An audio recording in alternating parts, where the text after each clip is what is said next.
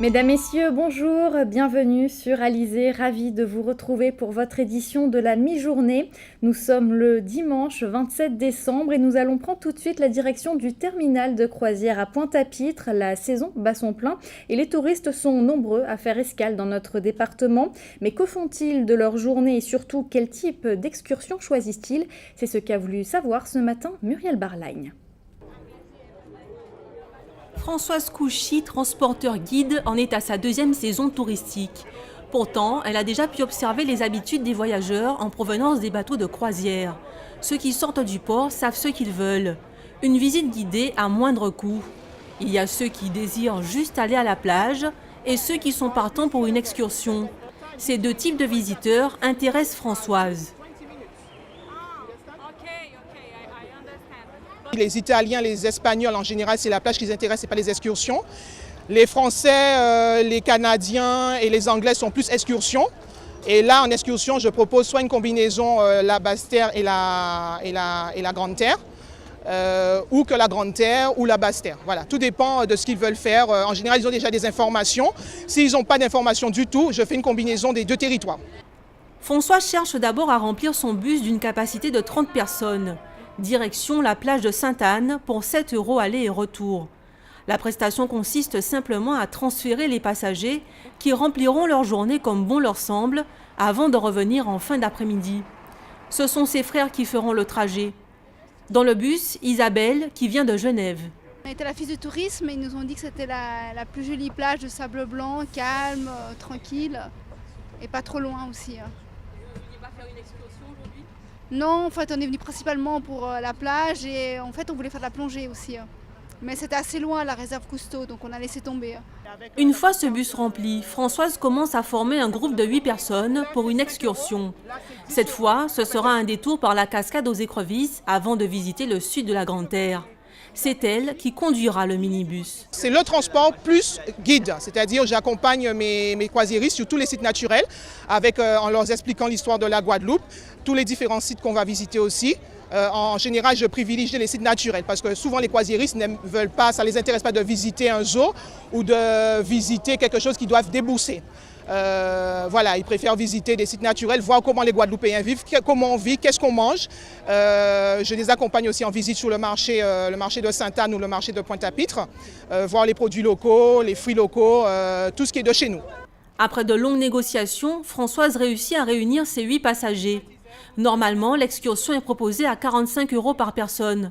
Ce serait 2 fois moins cher que les tarifs pratiqués sur les bateaux. L'organisation de la Coupe Davis de tennis en Guadeloupe n'en finit plus de faire parler d'elle. L'ancien président de la région, Victorin Lurel, a réagi via sa page Facebook. Il se dit étonné que la Guadeloupe pourrait revenir sur sa décision d'accueillir en mars prochain le premier tour de la Coupe Davis. Rappelons que l'actuel président de région, Harry Chalus, a pointé du doigt le surcoût pour organiser la compétition.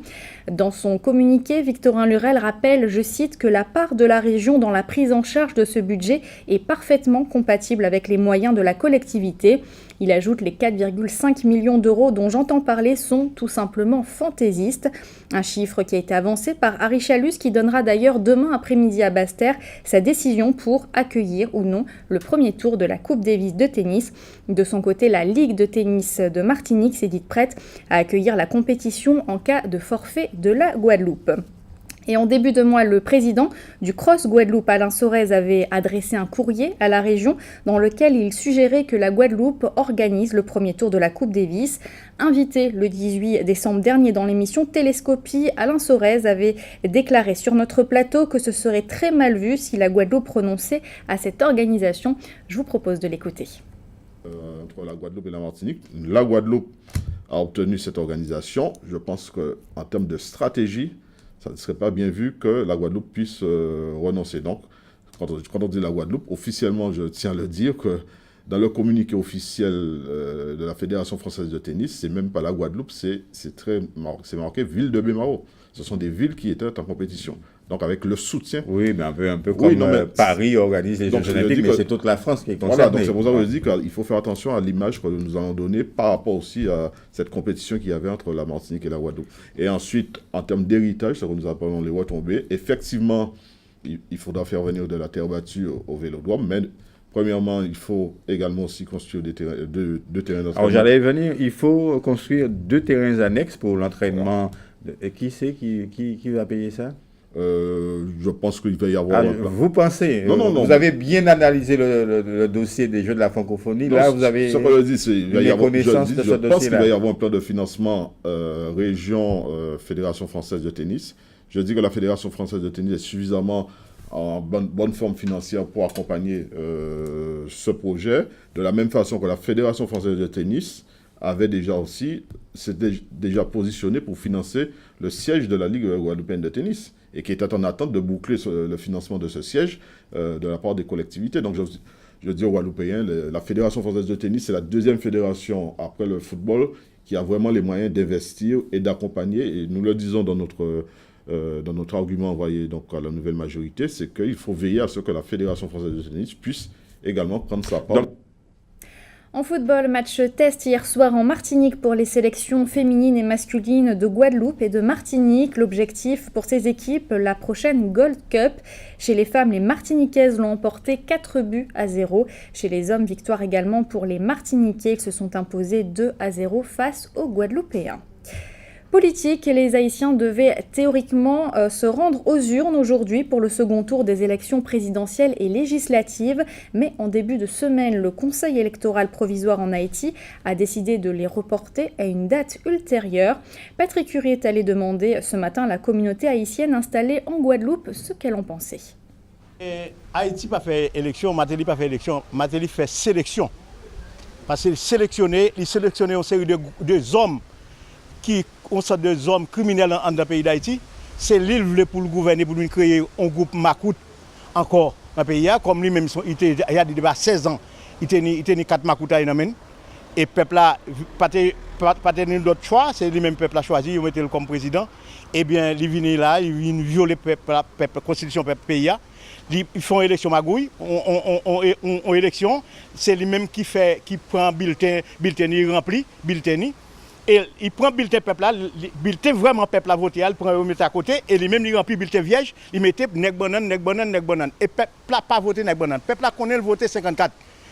Et parti là-bas là, c'est ça peuple là même connaît le voter. Alors là, jeudi jour monsieur vient faire élection, première élection on le fait, élection pas bon. Sénateur pas bon. Deuxième élection on le fait là encore, il tricher. Mais quand il a voulu faire une troisième élection dans le pays là, eh bien le peuple a dit qu'il n'a pas fait élection, il voulait transition. Il voulait une transition dans le pays pour mettre une personnalité dans le pays qui a peut-être pouvoir démissionner, pour démissionner et pour mettre une personnalité dans tel pouvoir là et pour organiser élection dans le pays. Et il n'est pas d'accord pour organiser élection avec KEP sans magouiller ça là. C'est ça moi-même pour comprendre moi connaître que le peuple n'a pas prendre dans magouille Matéli.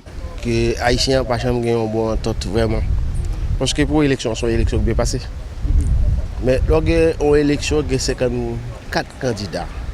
Comme on t'a vu, le pourcentage là, vous le distribuez. C'est la tendance là.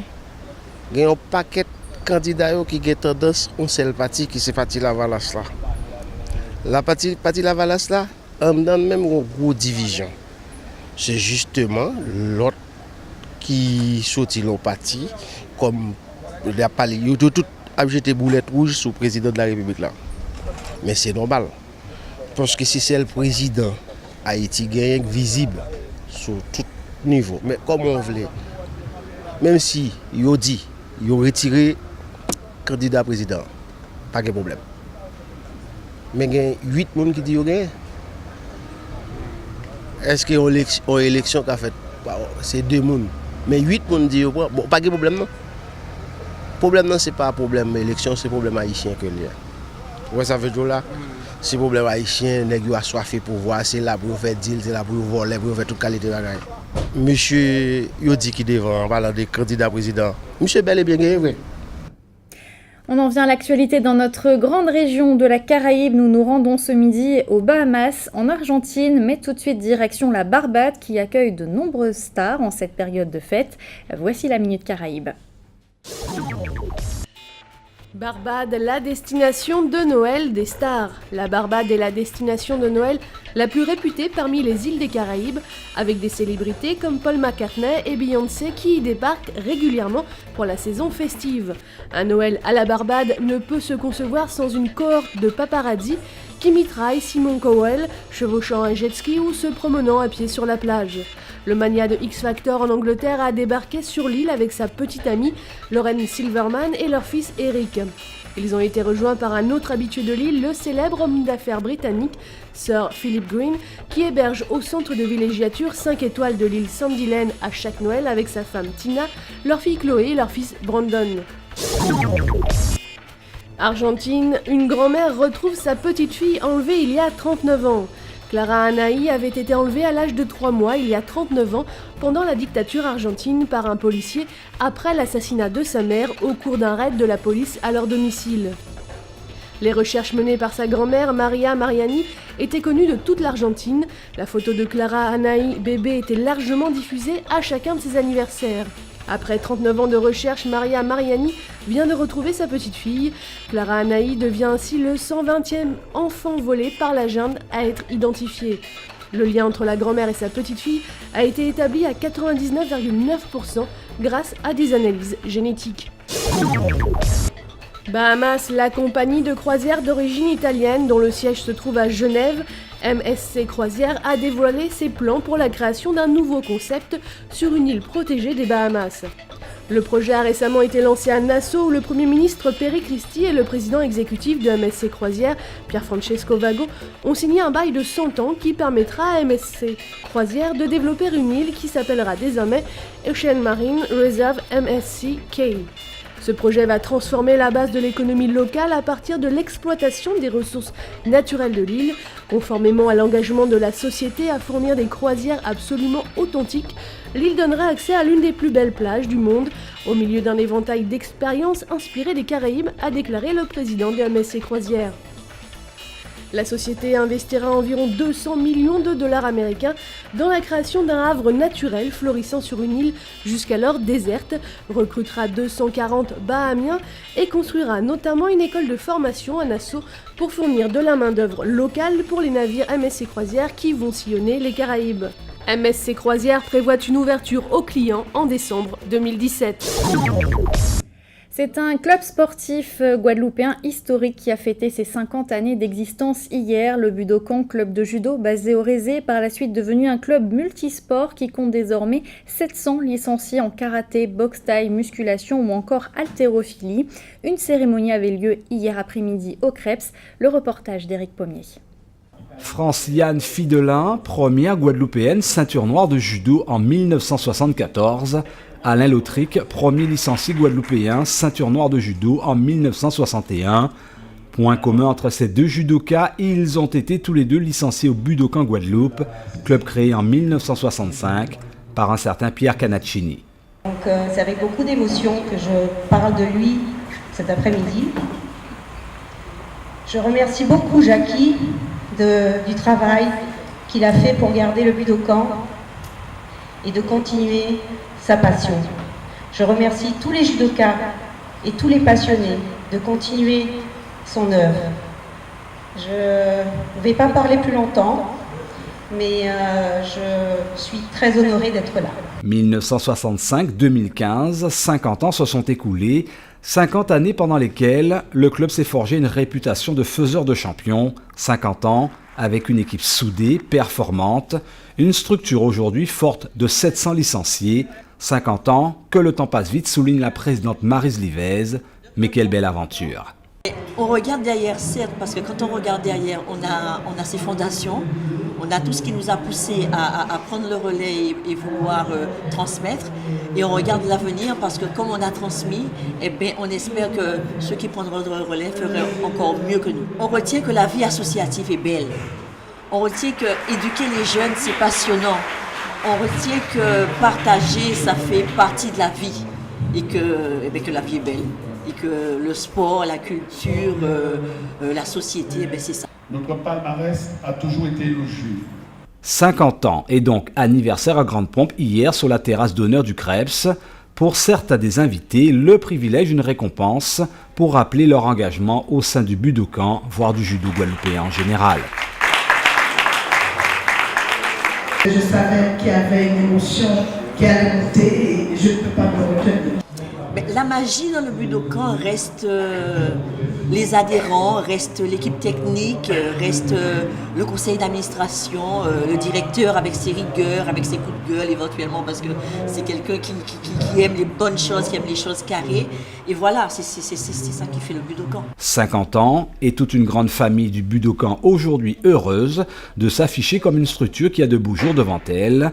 Bonne nouvelle, 2016, nouvelle année, nouveau projet, nouvelle installation pour le Budokan Guadeloupe au futur centre culturel José Emmanuel Albon pour un nouveau départ. Vous l'ignorez peut-être, mais nos produits locaux possèdent de nombreuses vertus pour notre organisme qui a été, on va le dire, mis à mal avec ces fêtes de Noël. Et justement, alors que Noël vient de s'achever, il est déjà temps de penser au réveillon de la Saint-Sylvestre. Anne-Elisabeth Artsen nous donne quelques astuces. L'abus de champagne, rhum, boudin, foie gras et autres mets de Noël entraînent souvent des lendemains de fête difficiles pour le corps. Il existe pourtant des solutions avant et après cette consommation de fête pour limiter les effets secondaires. Dans la tradition antillaise, c'est vrai qu'on fête beaucoup Noël. Donc avant, les parents préconisaient de prendre juste avant une cuillerée à soupe l'huile d'olive avant de partir à la fête. Et au retour de la fête, pour ceux qui n'ont pas eu la chance de prendre une cuillerée à soupe l'huile d'olive avant, il y a un petit médicament au niveau de la pharmacie qu'on connaît bien, le Casselzer, qu'on peut prendre dans un grand verre d'eau glacée, juste après, dirais-je, la gueule de bois. Il paraît que ça marche très bien. Mais quand même, comme on dit, il faut boire avec modération. Autre alternative, typiquement locale, nos remèdes rasiers. En feuillage ou en infusion, ils aident eux aussi à mieux gérer l'après-coup. Il y a un bon petit pays, et il y a un bon petit romarin aussi, des ronds blancs, des viandes cochon là, très très bon pour l'estomac. C'est ça qui est bon, parce que bien danser ou bien manger pour laver l'estomac là. Médecine classique ou homéopathique, les contre-coups existent pour les lendemains de fête un peu trop arrosés. Mais le meilleur remède reste encore de consommer avec modération. Cette édition touche bientôt à sa fin, mais avant cette information pratique, si vous habitez à Saint-François, vous avez sans doute remarqué que la distribution d'eau potable est fortement perturbée depuis hier, en cause la rupture du réseau principal d'adduction d'eau. Les équipes techniques sont mobilisées, mais le retour à la normale n'est pas attendu avant demain. Avant de se quitter, on va jeter un coup d'œil sur vos prévisions météo pour cet après-midi en Guadeloupe. Le temps devrait se dégrader avec des averses annoncées pour quasiment l'ensemble de notre département. Seule la côte sous le vent devrait être épargnée. Les températures seront comprises cet après-midi entre 27 et 29 degrés. C'était le journal de la rédaction. Merci de l'avoir suivi. Édition que vous pouvez revoir sur notre site le www.alizé.com. Dans quelques instants, votre rendez-vous hebdomadaire Innovation proposé par Karine Gielman. Suivi de votre agenda et d'une météo plus détaillée de notre région. Vous retrouverez ensuite le journal de TF1 et grand reportage. Pour ma part, je vous donne rendez-vous ce soir à 19h pour toute votre actualité locale et régionale. En attendant, bon appétit et très bon après-midi sur Alizé.